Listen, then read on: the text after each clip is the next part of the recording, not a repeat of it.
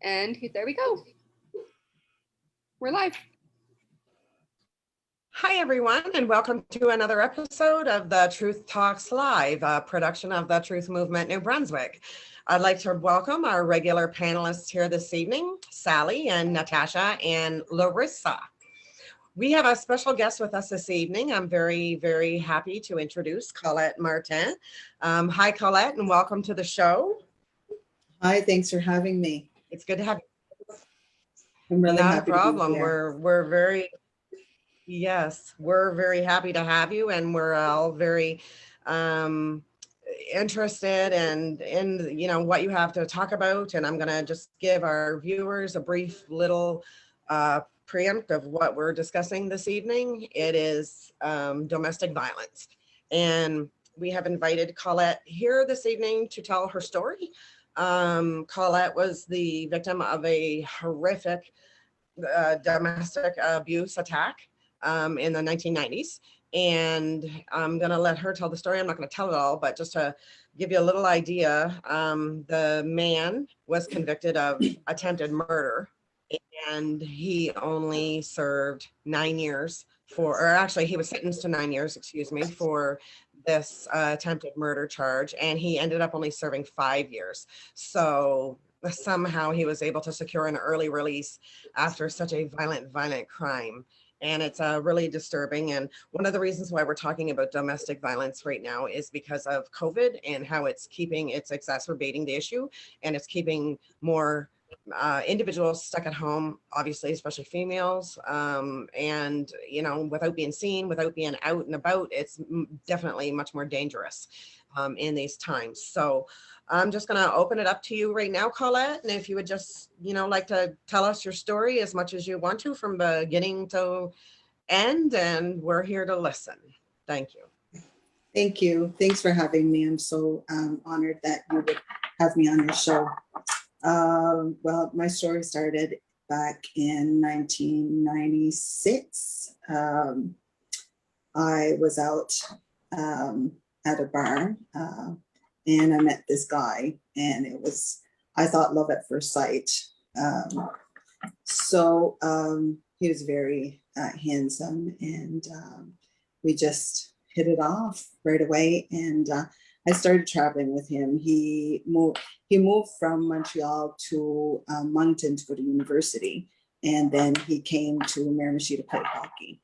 And that's when we started seeing each other. And he would come every weekend to visit and stuff. And I would travel to his hockey games with him, and I met a lot of friends. We had a lot of fun, and I thought everything was really good. First time he met my parents, my mom knew there was something really wrong, but I thought it was in love. So I didn't listen to my mom. They always say, listen to that little voice inside of you. And I guess I should have listened. So we went out for a few months, and then he we decided that he'd come and live with us for a while. And first time he got violent with me was when my grandfather passed away. After my grandfather's funeral, I had family that come from out of town, and we all hung out together. And that night, he thought that I wasn't paying enough attention to him. So he kicked me in the stomach that night and knocked the wind right out of me. And that was the beginning of the end. That was in August of 1996. And I believe that in November is when I told him he had to go. I didn't want anything to do with him anymore. He moved back to Montreal, and I stayed here in my place. And I think it was January when he moved back from Montreal to Moncton. And he called me to tell me he was back. He went on with his life, met somebody new, was in a relationship, and I thought it was scot-free. But he kept calling and telling me that he didn't want to be without me and that he loved me. And when he left to move back to Montreal, he had left a lot of stuff behind. That was probably his way of coming back to get some stuff. And I didn't realize, I didn't want to cause any like friction. So I just let him do that. And, but he would always call and tell me that he was coming to get his stuff, but he would never show up. So that was good. This one night back in May, it was April 30th, back in 1997. 1997. He called that night and told me he was coming to get the rest of his stuff. I had an eerie feeling that night, and I thought, well, okay, something's not right. So what I did, I called my cousin to come and spend the night with me. She came over and nothing happened. He called and said he was coming to get his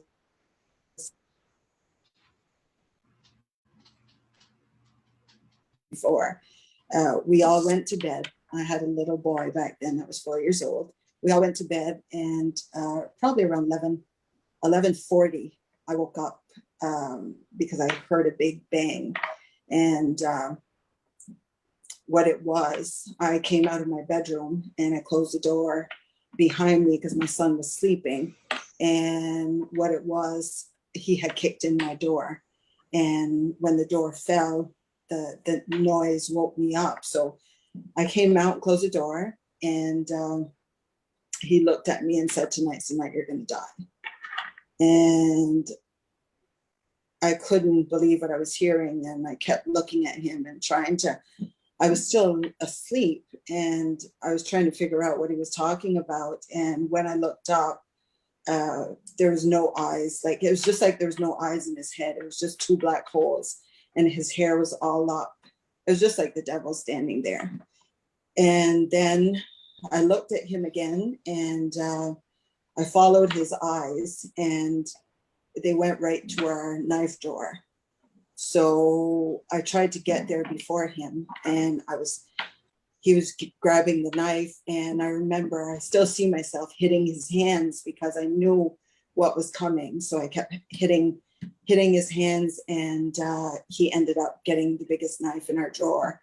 And he turned me around. It was just like the movies. And when they say everything's slow motion, that's what it is, because everything, like, it's just like everything stopped, like frozen in time, because he turned me around and he took the knife and he cut from one end of my throat all the way to the other.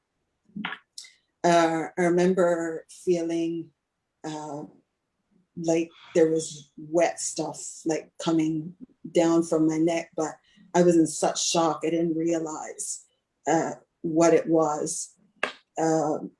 And I don't know how I did it, but I just ran out the door, and my parents lived not too far from me. So I ran out the door and I tried to get to my parents' place.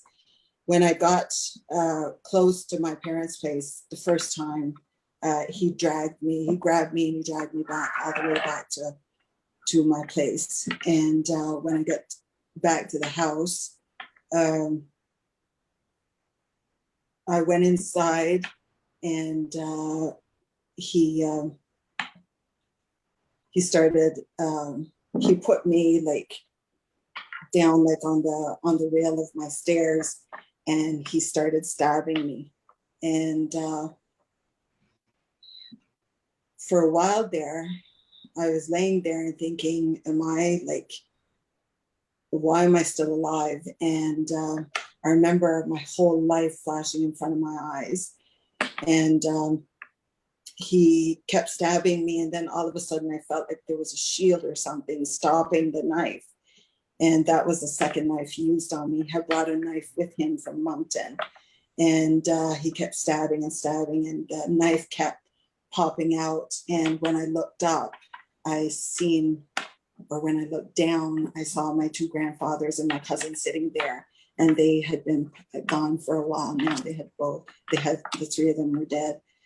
And so I remember thinking, are they here to come and meet me, to bring me to heaven, or are they here to protect me? Because I felt a warm, warm feeling, and I wasn't scared anymore, and I didn't have no pain anymore. So anyway, what happened, I fell.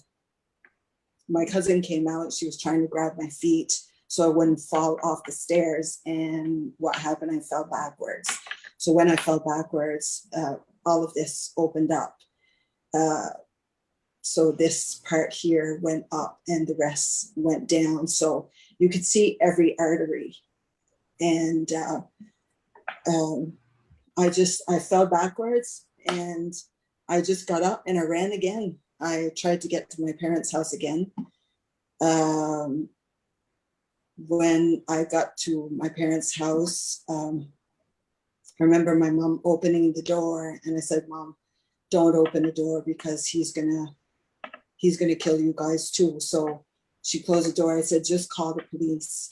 So right before that, when I was at my place, my neck was wide open, and I didn't realize that you could see everything. And my cousin said, "Colette, put something around your neck because I don't want your son to see that." And I thought, what is she talking about? Like, so I went to the washroom. She brought me in, she got me a towel. I went to the washroom, and when I looked in the mirror, everything was visible, like everything was wide open. So what I did,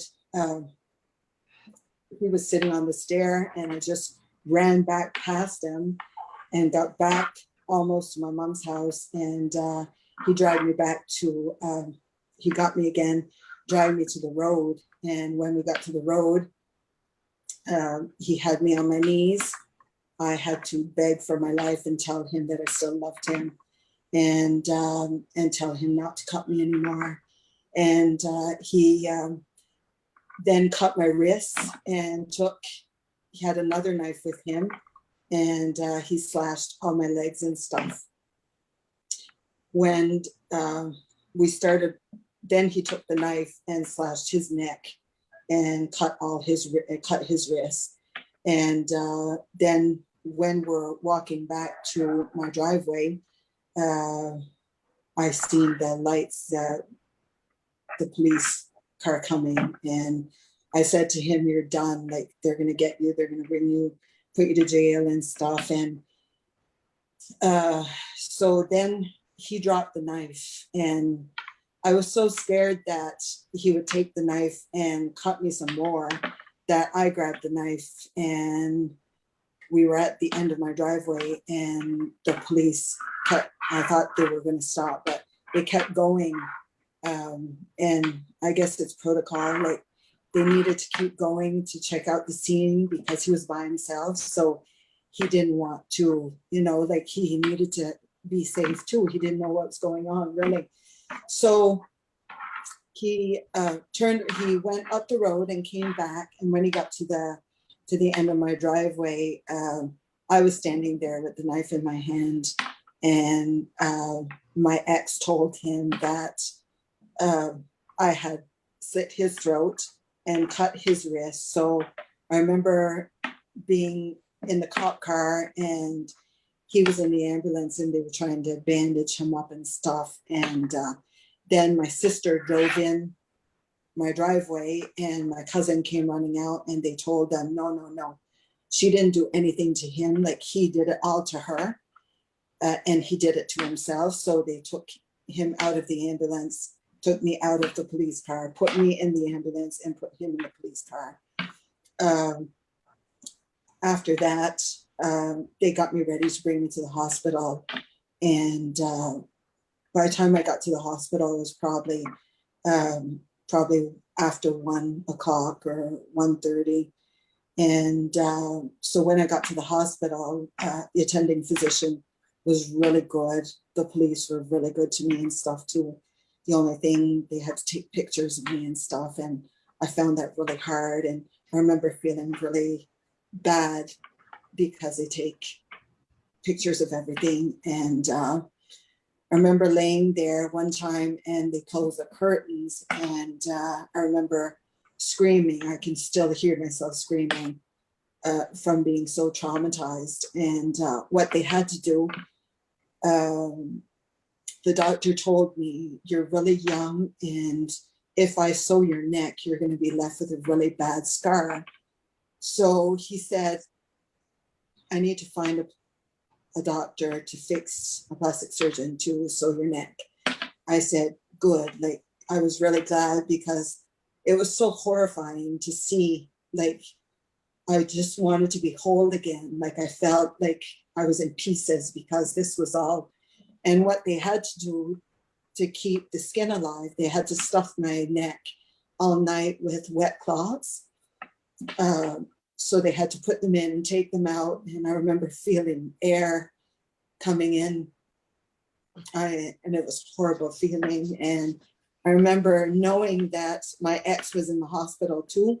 So that was really scary for me. But there was only one hospital around here, so he needed to be there too. But I remember hearing like people talk and stuff and saying like that they were gonna make sure that nobody came near, and they had guards at the door and stuff. And I think all that stuff makes it even like scarier, because you know that all this is going on.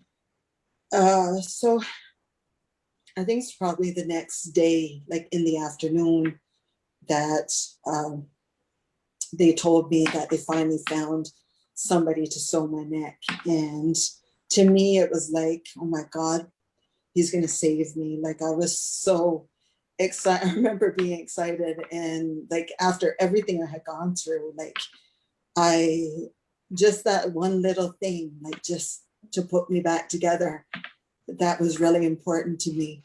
And then not having to feel them putting the clots in and taking them out and stuff, that was really, really bad. So the next day is in the afternoon. I remember they put me on a stretcher and put me in the ambulance. They let my friend come with me in the ambulance. My mom and my cousin that were with me that night, my cousin that saved my life actually, they followed the ambulance. And when we got to the hospital, probably took like maybe an hour, little more maybe.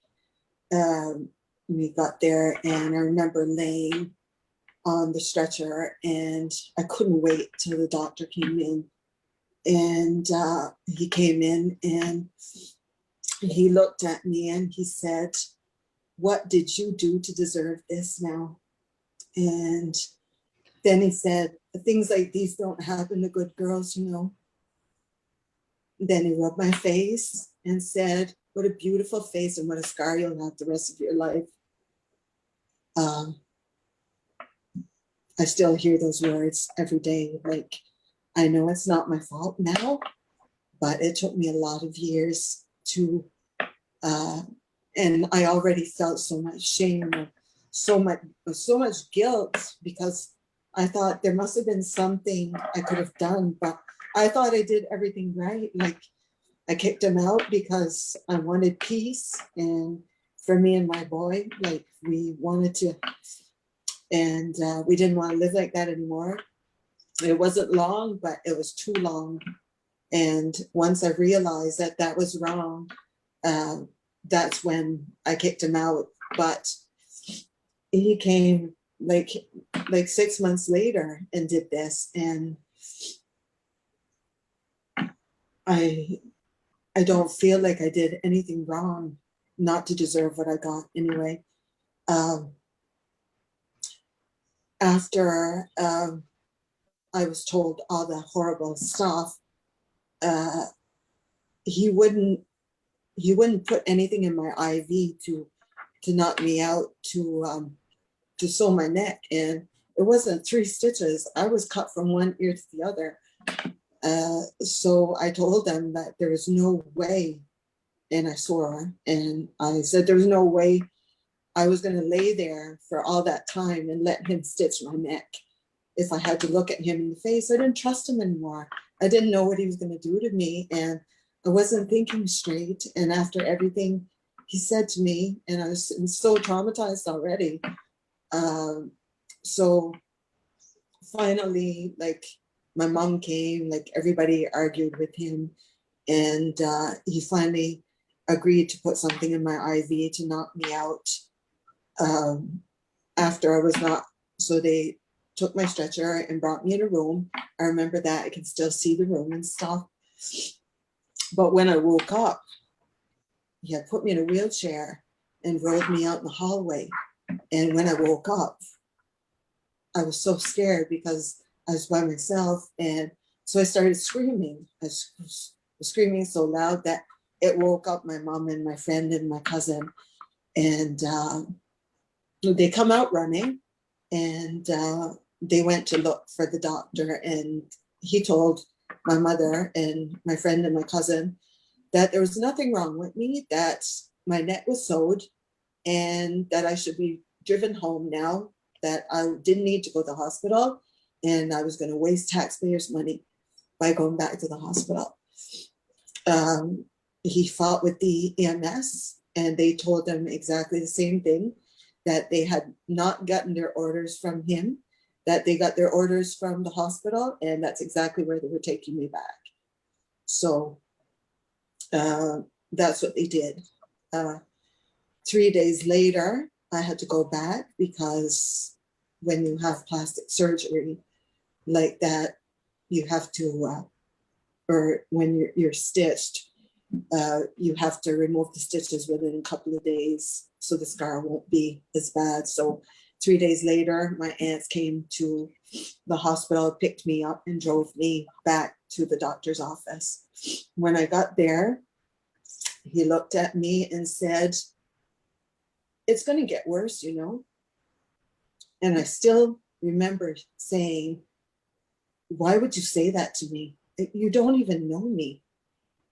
He said, "Well, it's going to get worse before it gets better." So that was fine. So what I did, I left. I went to get all the stuff that I needed to make my scar better.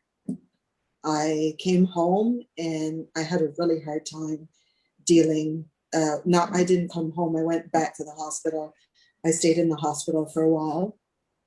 When I left the hospital, I had to go back to see him because they had to do more work, and I couldn't do it. I was too scared. So what I did, I went to see a doctor here in Basin, and where I live, and I told him what had happened, and he said, "Well, you don't need to go back there. We'll find you another doctor." And so what he did, he sent me to another doctor, and that doctor was fabulous. Like, he fixed everything. He did laser surgery, and my scar is not noticeable like it used to be. It's barely noticeable now because they did a lot of plastic surgery. I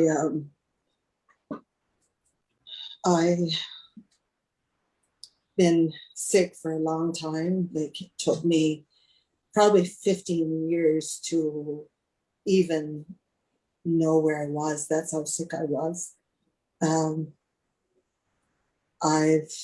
It took me 24 years to get up the courage to fight, and I think it took my mom's death.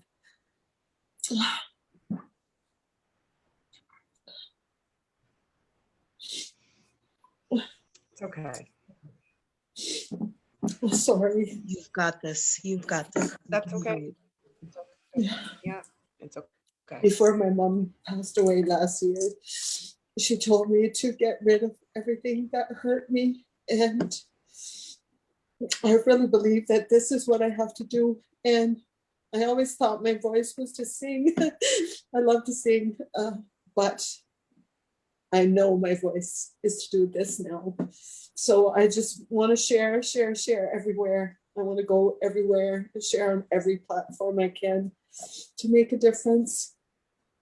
I know I can save lives. I've made a difference already. I've had so many people call me and tell me, or send me messages and tell me what a difference I've made in their lives. this is really, really important to me that I do this. I want to inspire people to look back and say, like, because of you, I got through this, or because of you, I left that bad relationship. I want to make a difference. I want to save lives, and I really need help to get out there and do this.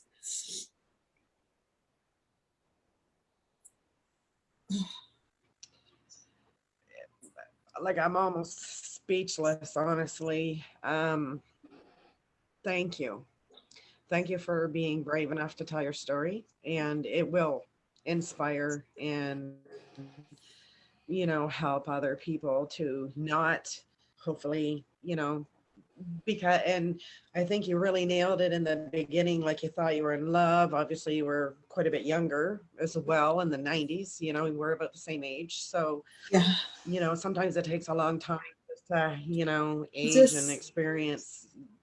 You get to listen to your inner voice, but I'm so glad that you've come here and shared this, and that you're in the place that you are right now to help other women and other people that are going through this type of thing. Like, your resilience and your bravery and your just will to live is astonishing, honestly. when you're young, you don't realize that, like, all the signs. Like, I never picked up on that stuff. Like, he would call me 20 times a day, and I thought he was calling me because he loved me, but he was calling me to check up on me.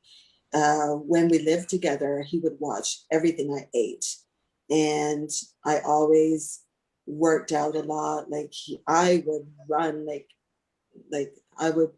It was really, really, but it felt good, Like, I thought it was all for my good, that I ate right, I exercised a lot. Like, I thought he did all that stuff because he loved me so much.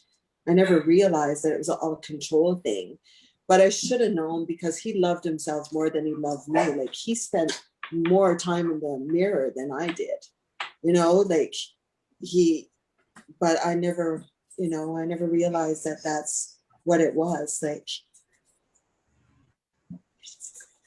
now I can tell It's everybody. not your fault.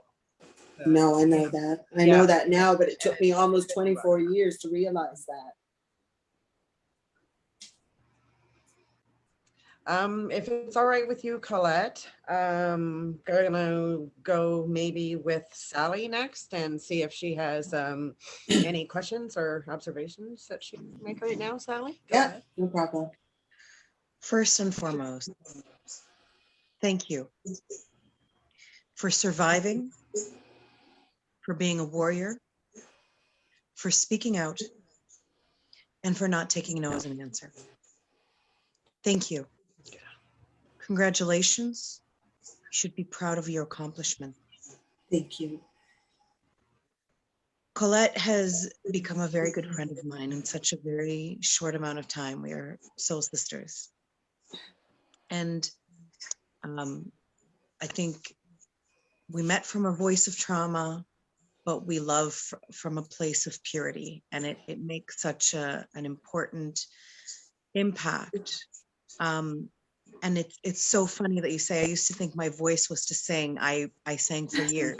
And I used to think my voice was to sing. And now I believe my voice is to speak. And I agree with you. Your voice is to speak. You have an incredible voice. You have an incredible presence. And most of important, you have the wisdom that cannot be found elsewhere. This story affected me in so many ways for so many reasons. There's a part of Colette, your story, that you did not touch, which was your father. And if it's okay with you, I'd like to share that small part that hit me when you told me the story. May I share it? Sure. If I'm not mistaken, Colette's father was blind, correct? Mm-hmm. And as she was screaming, being attacked, being murdered, everyone in the neighborhood, I'm pretty sure, heard you.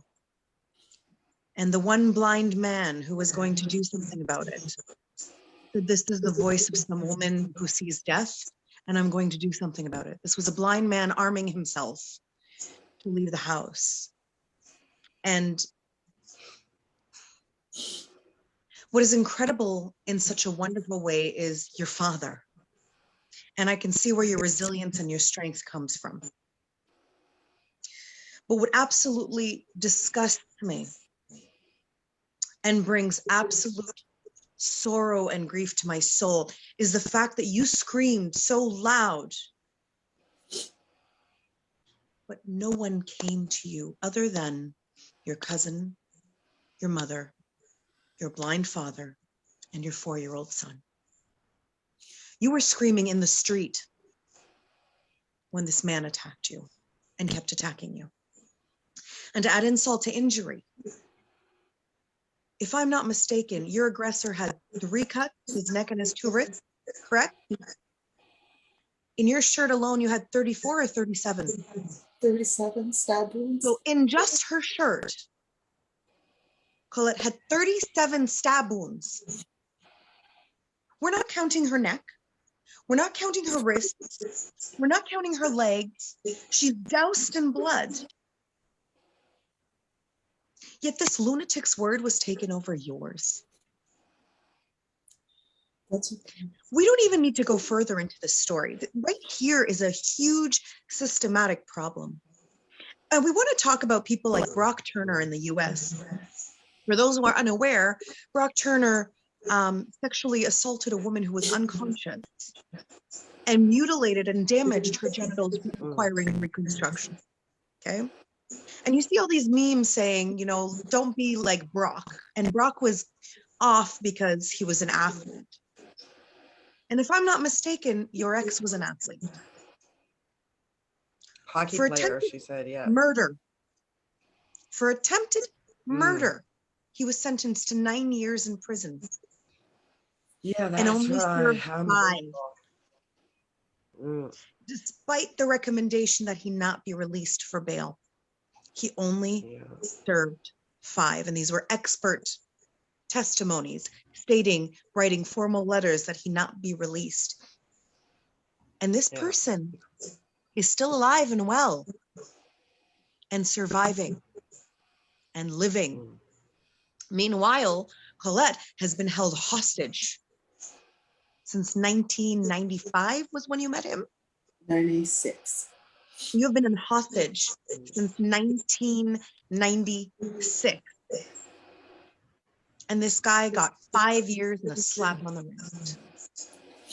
Literally, yeah, a slap This on the wrist. is why I'm so repulsed. Because the system can only change if the people around us change. And I don't care if you are afraid for your own well-being. If you don't have an active hand in changing the system that exists, if those people don't come out of their house when they hear a screaming voice, the voice of death as quoted by your own father, who didn't even realize it was his own daughter screaming of death. Not one person exited their home to see what was happening. And I am speaking slowly because each and every one of our listeners needs to let this sink in. How do you expect the system to change and to protect your loved ones when we are not even taking action ourselves as human beings? This is what scares me the most. I have so much respect and admiration and appreciation for you, Colette. And I hope our viewers actually sat through and listened to your entire testimony, because it was difficult and it was intense and it was emotional and it was heartbreaking. But now is not the time to turn away from these stories.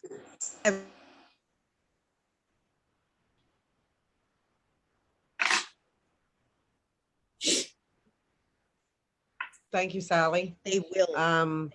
Thank Sorry. you very much. Every time No, you that's turn okay. away, they will happen again. I apologize. My technology hates me sometimes. That's okay. This is not the time to turn away. Thank you No. again, Colette, for sharing your Thank story. you. Thank you, Sam. Thank you both. Thank you, Sally and again, Colette. We're going to go quickly to Larissa and then Natasha, and then we'll go back to you again, Colette. Natasha, Do she you wants to want go to make a quick first. observation? If Natasha, she wants to go first, she can do it. Go ahead, Larissa. Well, Colette, thanks so much for sharing your stories. Thank you. Many of us, we had not same story, but we felt the same abuse, in different ways. I mean, we have physical abuse and we have verbal abuse. For me, I actually was witness of verbal abuse from both actually my ex-boyfriends. I dated two guys.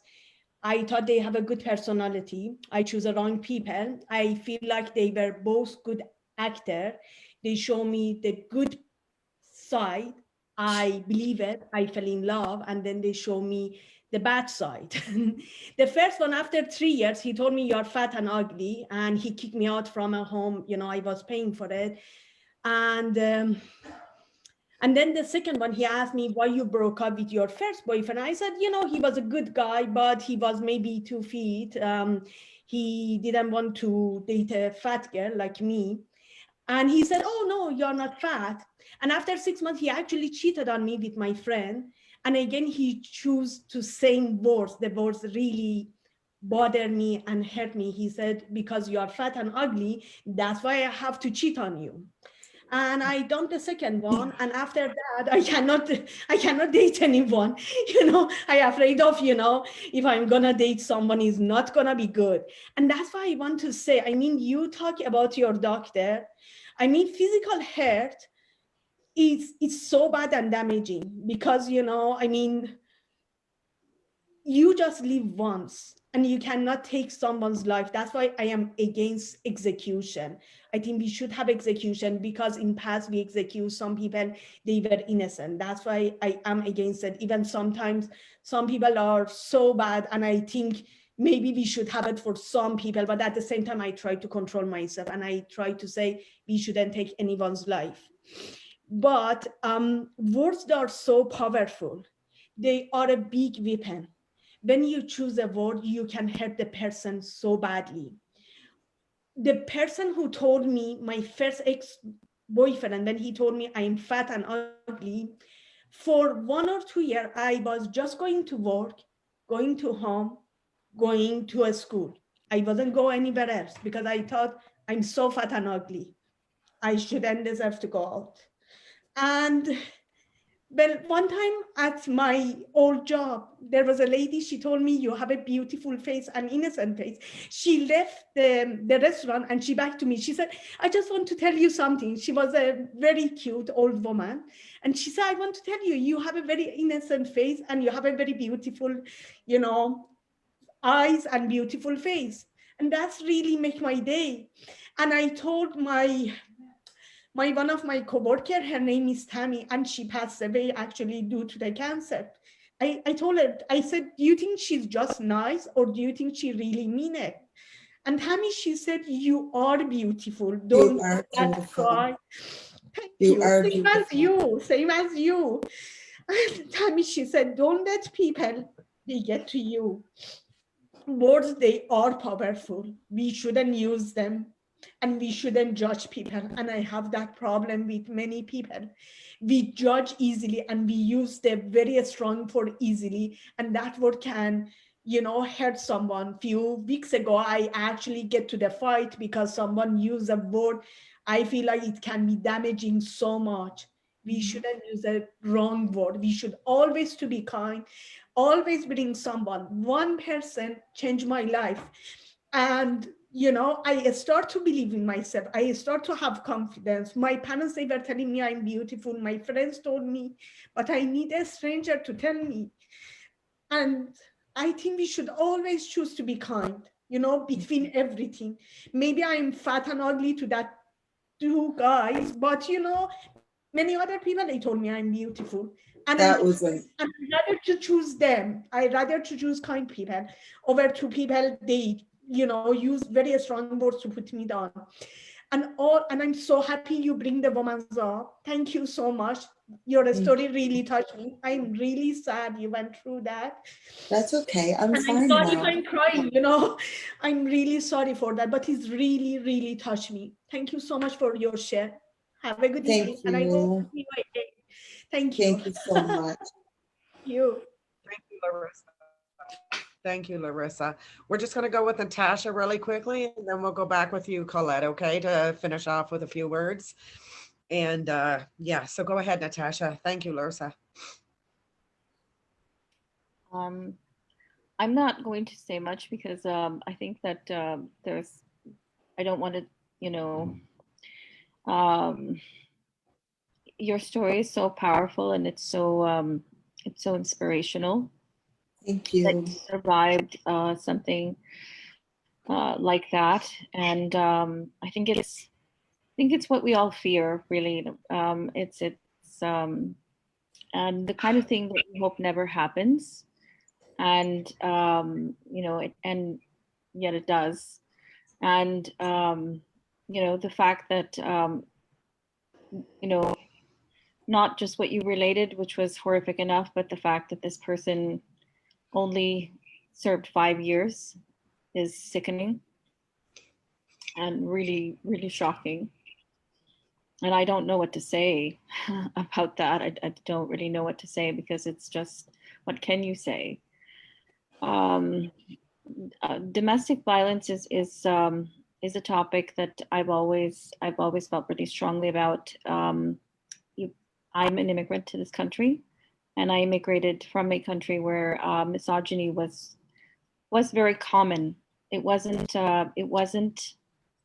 I think we've come a long way. I've seen how far, at least Canada or North America has come towards this topic in the last 10, 15 years. I think there has been a lot of progress, and people like you have, been, I think, the reason why bringing these stories forward and the, real lived experiences. And I think it's a different place for people who go through these issues, and there's a long way to go.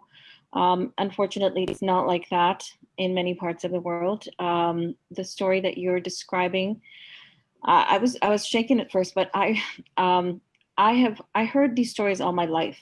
Like every day, I would wake up in the morning. Every day, this kind of story would be in the paper every single day, and I felt so helpless as a teenager and as a young woman. And because I wanted to do something, and I was always told, no, there's nothing you can do, because if you say something, these loonies are going to turn on you, and so you can't say anything, because in a society like that, they had protection, like official protection. That's not something, thank God, but that exists here. So that is a big, I think that's a big determining factor for why a lot of women are so eager to leave, because of that constant fear of domestic, violence. And there's even sort of like styles that were in vogue, that when I left, the most common form of domestic violence in my country was setting women on fire, just setting them on fire. And it was not even the man. That's the interesting part. It was not even the man, but it would be other women from his household who would make sure he was gone because he was the breadwinner. So this sort of stuff, it's just sickened me since I was a girl. And that was my main reason for leaving. Not because I ever thought it would happen to me, because you don't ever think it will happen to you. It's just not something that occurs to you. But because I just couldn't tolerate, and I felt so helpless because there was nothing I could do. And I thought, you know what, if I'm in a place where this is not acceptable, maybe I can actually do something. Maybe I can actually put a stop to this horrific crap that happens every day. And I won't be so helpless anymore. And then of course, you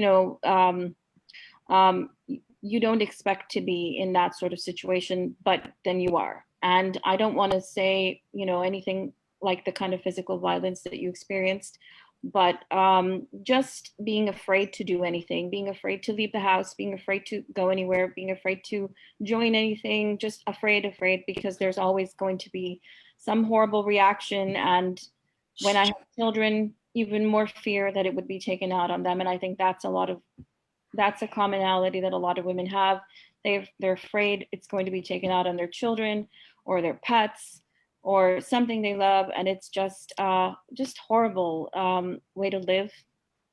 And I have to say, the first women, because I didn't know any women, because I hadn't left my home in 7 years after moving to Canada, except going to very essential stuff. The first women who gave me the time of day when I said something were women who were social workers in the domestic violence field, because I was getting zero from every other woman, like nothing. And it was almost like this woman, when I said this happened, but I don't have any bruises and I don't have any proof. And she said, I believe you. And it was just, it was just A weight lifted, eh? because I didn't have bruises, right? And it was just always being terrorized to do anything, always being, and it was even more non-standard for New Brunswick, because it wasn't really my husband.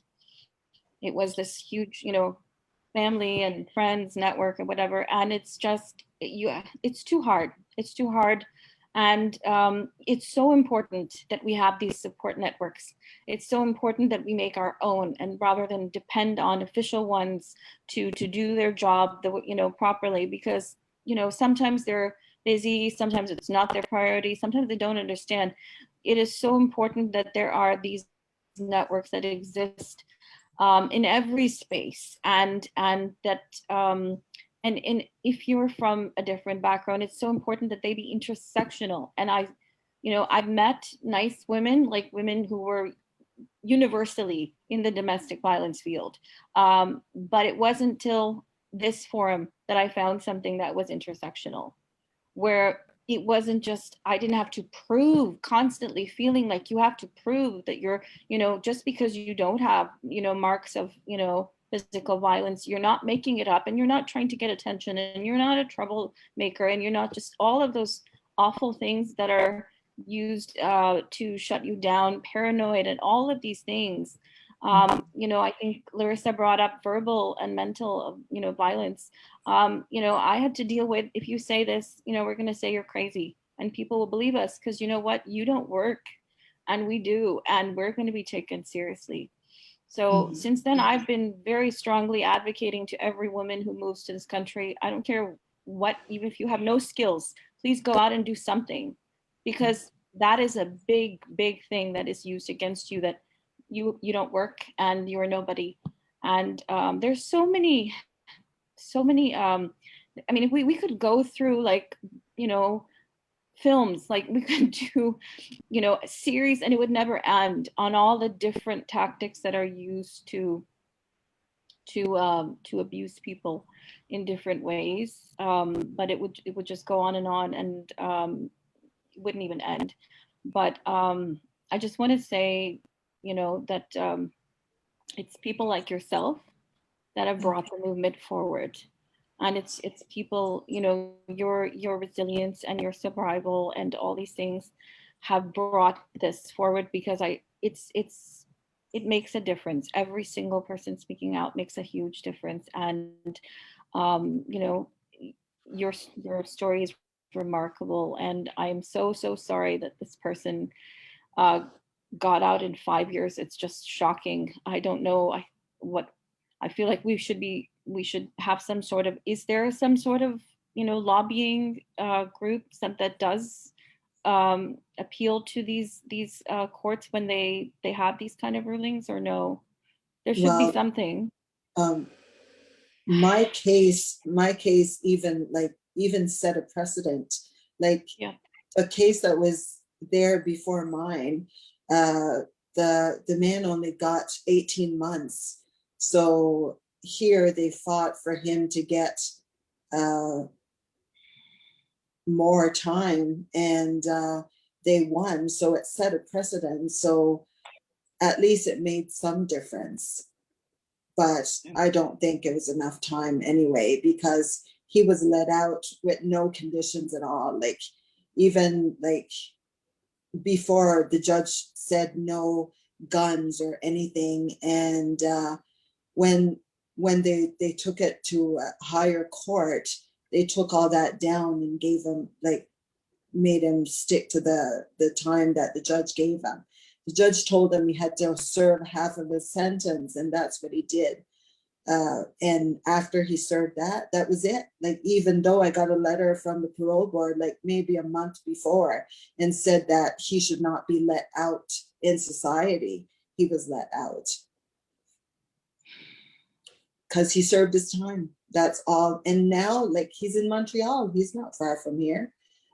You know what I mean? So I've had to live all these years wondering if he's going to come back, you know, like living in fear. I don't anymore. I'm not scared anymore. My mom's in heaven, so I'm not scared to die anymore. But like, I have my children, and, you know, like you are, a mom always wants to protect your kids, like you said, right? But I'm not scared to die.